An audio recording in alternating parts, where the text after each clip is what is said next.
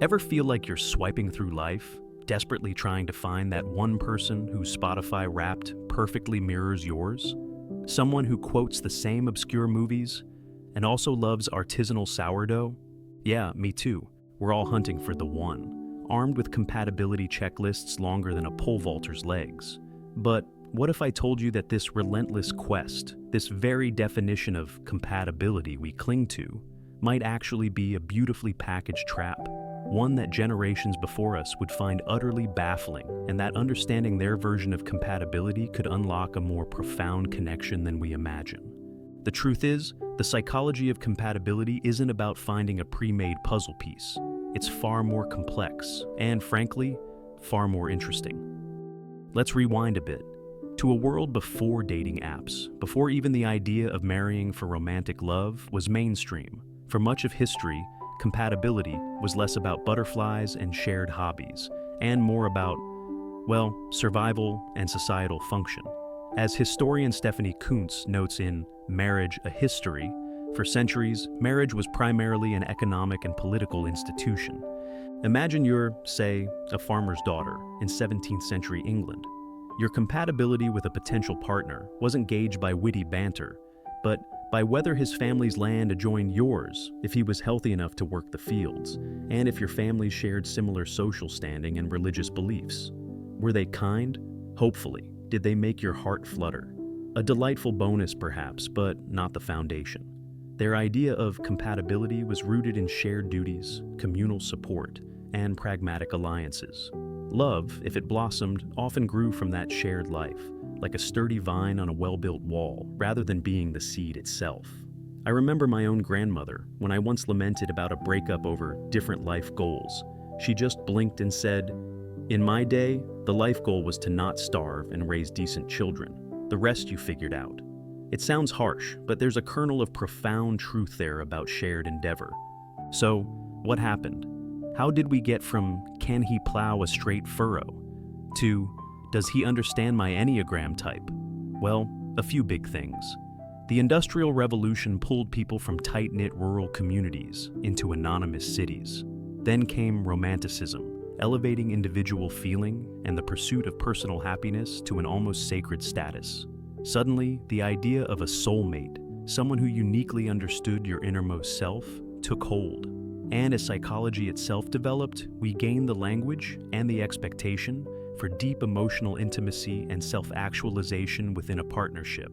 We essentially took all the needs once met by a village: economic security, social standing, emotional support, purpose, and piled them onto the shoulders of one person. No pressure, right? Then we wonder why we're all so tired of each other and of ourselves. It makes you wonder, doesn't it? If you could ask your great-grandparents or even their parents what their non-negotiables for a compatible life partner were, what do you think they'd say? And how starkly would that list contrast with your own today? I'd genuinely love to hear your thoughts on that in the comments below. Now, this shift, this great compatibility bait and switch, has led us to what I call the perfect match myth. We're searching for someone who arrives fully formed, perfectly aligned with our current selves. My friend Sarah, brilliant woman, seriously questioned a relationship because the guy put ketchup on fancy pasta. Ketchup on carbonara. Okay, maybe that's a legit crime in some cases, but you get the point. We magnify these tiny misalignments into proof of fundamental incompatibility. It feeds into this idea that if every little thing isn't instantly compatible, the whole thing is doomed. We've become consumers of relationships, looking for the shiniest, most feature-rich model, forgetting that the most enduring things are often handcrafted, sometimes a little imperfect, but built to adapt. Psychologically, this creates a huge burden. We experience the paradox of choice. So many options, so much pressure to pick the absolute best. And when our partner inevitably reveals themselves to be a complex, flawed human, rather than a mind-reading unicorn, we might think, uh-oh, incompatible. But here's where the real psychology of compatibility offers us a way out. Renowned relationship researchers like Dr. John Gottman emphasize that successful long-term relationships aren't about the absence of differences, but about how couples navigate those differences. It's about turning towards each other's bids for connection, building a sound relationship house through shared meaning, managing conflict constructively, and fostering fondness and admiration. Compatibility isn't a static state you find. It's a dynamic process you cultivate. It's a verb, not a noun. Our ancestors built compatibility out of shared necessity and clearly defined roles. We now have the incredible and sometimes daunting freedom to build it through conscious choice, communication, and a willingness to grow with someone.